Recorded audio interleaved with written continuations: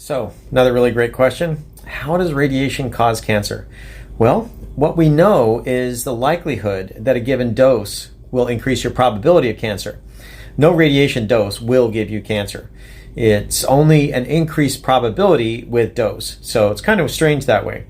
In terms of the physical mechanism, the prevalent theory is that it's a double strand break of your DNA.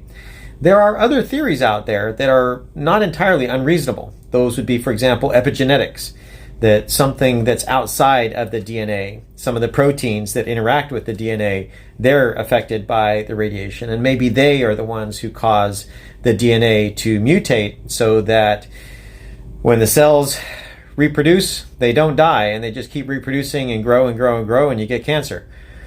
There are also other possibilities. There's a lot of strange things that occur with radiation. One of them is called the bystander effect.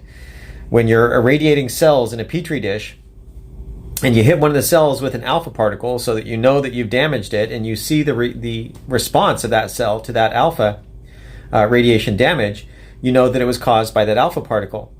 But the bystander effect is where a cell that maybe is 2 or 3 cells away ends up having the same effect. So they're like communicating through, I don't know, chemicals or sound or who knows what. It's called the bystander effect. Now, how does that work? We don't know yet. So there are a lot of things about radiogenic cancers that we don't know. The one thing that we really know quite well is the likelihood of your probability to change as a function of dose. That we know.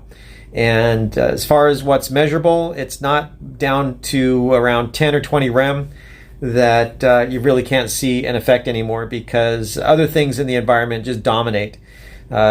Things like your own genetics, your predisposition to cancer, or your stress levels, or your health, your weight, other cancer indicators are just dominant at those levels. At the level that would occur at the level of around 20 rem or so, the regular daily bias that can occur from those things, it just makes it impossible to see unless you had a very large, like 1 million people would have to get a dose around 10 rem in order to be able to see any kind of statistically significant change, because the effect would just be too small.